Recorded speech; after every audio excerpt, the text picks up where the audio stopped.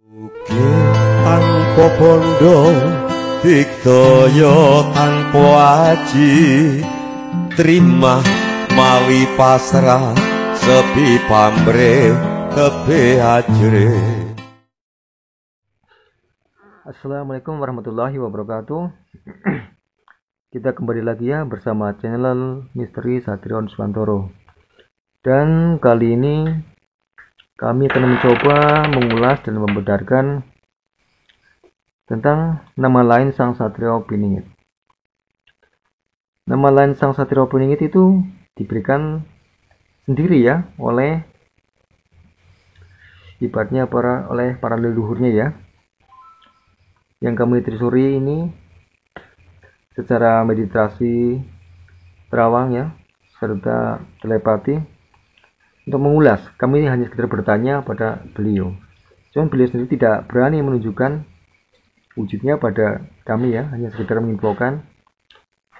Dan kami juga terus ibaratnya sering berkata ya, apa yang kami ulaskan ini bukan suatu kebenaran, dan kami hanya sekedar mengulaskan ya. Ibaratnya untuk sekedar wawasan, pengetahuan bagi kita semua, terutama bagi pengikut channel Misteri Satrio Nuswantoro. Dan dari nama lain yang kami ketahui ya, kami hanya mendapatkan suatu sanepa. Sanepa itu ibaratnya bisa dibenarkan oleh kita semua ya, dan para pemirsa ibaratnya bisa mengulas kembali ya, karena yang nama diberikan oleh beliau ini suatu sanepa, bukan suatu nama utuh ataupun nama yang sebenarnya ya. Ini suatu marga dari golongan ataupun dari wilayah goib lah ya. Beliau terkenalnya seperti nama tersebut, kami hanya mendapatkan infonya, jadi kami ibaratnya membedarkannya ya untuk ulasan kita semua.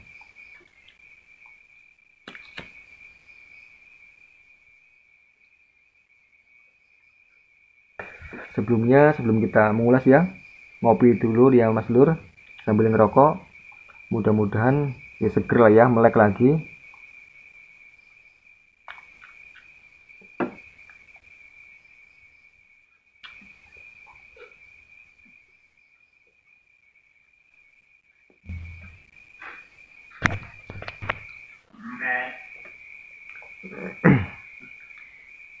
Dan dari penyusuran beberapa hari ini ya, kami tidak menguploadnya karena kami ini kan ibaratnya channel baru ya, tidak bisa live streaming.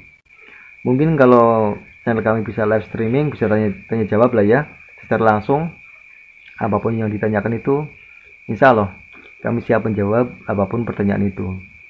Karena kami sebelum mengupload ya harus mempunyai patokan. Sebagai manusia kadang itu harus berarti jangan ngomong waton ya, jangan ngomong waton yang ngomong sing tinggal waton. Ibaratnya jangan ngomong asal, kalau ngomong itu yang punya asal ya. Dan semata-mata kami itu berpegangan ya pada suatu penelusuran kami, tapi tidak melambangkan suatu kebenaran ya bagi kita semua. Dan Borobudur harus menyimak serta mengulas kembali, dan jangan ditelan mentah-mentah. Yang kita cari adalah bagi para penyelusur misteri ya, misteri apapun itu ya, yang dicari suatu persamaan, bukan suatu perbedaan. Karena kehidupan kita itu dilingkupi ya, Bhinneka Tunggal Ika, berbeda-beda tapi tetap satu tujuan. Kita saling bergotong royong mengulas. Apapun ulasan itu, kita harus saling menghargai dan menyimak ya. Dan kita semua bisa membenarkan menurut penelusuran pribadi masing-masing.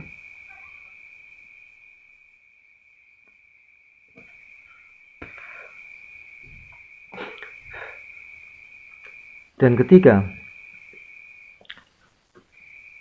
Sang Satrio Piningit itu mendapatkan suatu petunjuk ya. Beliau itu tidak pernah makan dan tidak bertempat tinggal pada posisi tersebut ya. Karena beliau itu dijauhi oleh sanak saudara dan kehidupannya serta masyarakatnya. Karena yang menurutnya wujudnya itu tidak memadai, seolah-olah itu seperti preman ataupun apa. Makanya beliau itu mencari nafkah pun sulit karena dianggap tidak baik oleh masyarakat kehidupannya.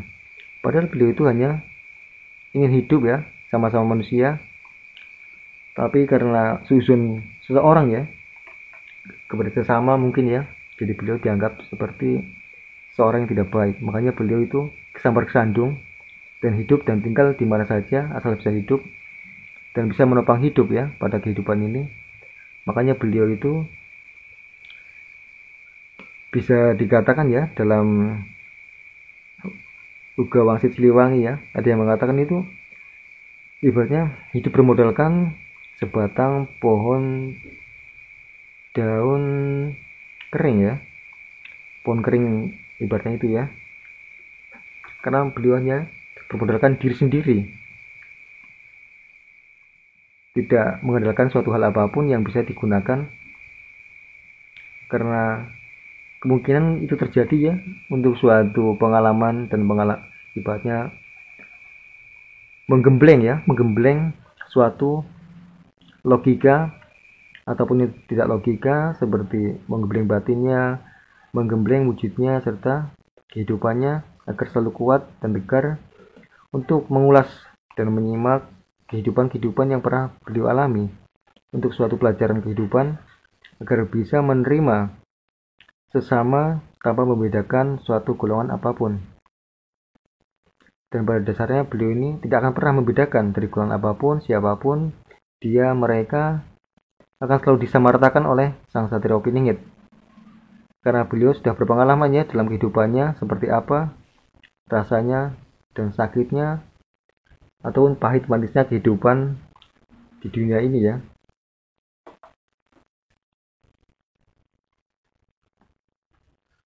Dan beliau itu mendapatkan suatu petunjuk dari leluhurnya, yaitu Kanjeng Sunan Kalijogo. Ketika beliau itu tidak pernah makan dan minum dalam beberapa bulan, dan ketika beliau lapar pun hanya minum air sumur yang mentah ya, tidak makan apa-apa, dan malah dianggap seperti orang gila oleh warga masyarakat setempat. Ya kemungkinan makan ya ketika ada orang yang mempunyai belas kasihan pada beliau, karena beliau itu tidak pernah ibaratnya mengemis secara logika lah ya, untuk meminta-minta ke sana sini ataupun duduk di pasar ya meminta ini itu, tidak pernah ya. Jadi beliau memintanya itu hanya secara nista dan suka menggoda. Ibaratnya beliau itu memintanya sambil merayu dan memanja kepada siapa yang dituju. Tapi apa rayuannya apapun tujuan itu hanya sekedar untuk meminta ya. Makanya itu bisa dibilang meminta dengan nista dan juga merayu. Tujuannya hanya itu saja, tidak ada kepentingan lain. Itu menurut penyusunan kami dan menurut tanya jawab kami pribadi dengan Sang Satria Piningit ya.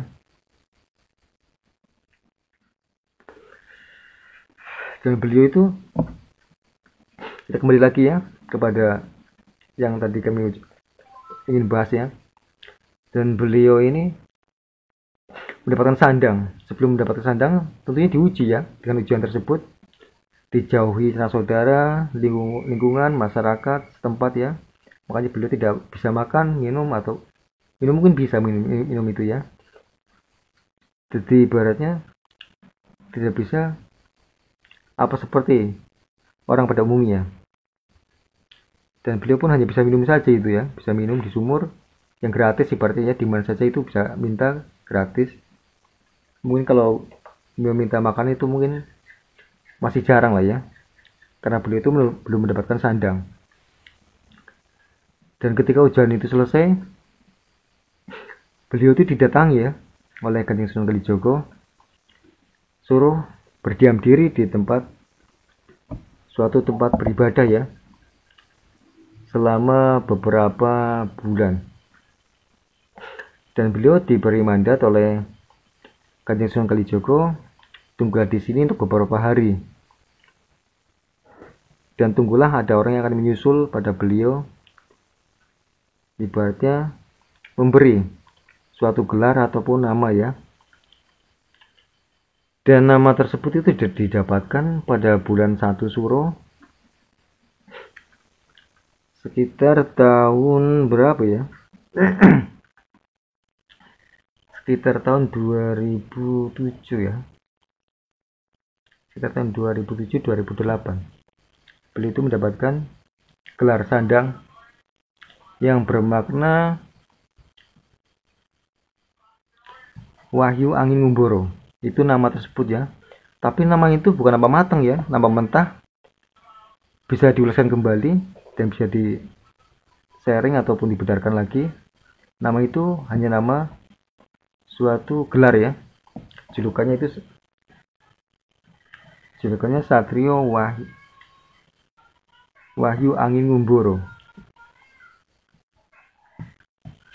Karena beliau di saat itulah awal pembukaannya menjelajah ke seluruh Jawa untuk mendapatkan keilmuannya. Dan ketika nama itu disyariatkan ya, dan mendapatkan suatu petunjuk itu ya, karena sudah ibaratnya beberapa hari di situ tempat yang dipatoki oleh Kanjeng Sunan Kalijaga, ada yang menemui dan ibaratnya mensyukuri lah ya, ibaratnya cara Jawa itu selamatan. Itu pada bulan Suro, 1 Suro sekitar tahun 2007-2008. Dan nama itu disahkan ya, disahkan ibaratnya secara logikakan dan dibuat KTP dan dibuat ibaratnya secara sedetail mungkin lah ya, untuk bisa digunakan dalam kehidupan yang nyata. Pada awalnya nama beliau itu bukan tersebut. Nama beliau itu berunsur Nusantara, yang berarti Nusantara. Nama beliau sebelum berganti nama ya, menjadi arti nama Wahyu Angin Ngumboro itu ya.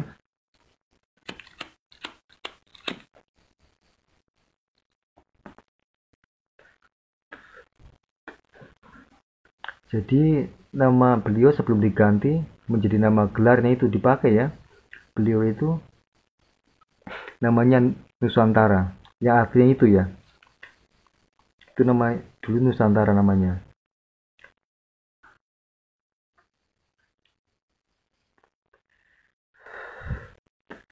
Dan ketika mendapatkan nama tersebut dan dirubah secara logika menjadi suatu nama pribadi diri sendiri ya, bukan nama suatu gelar lagi.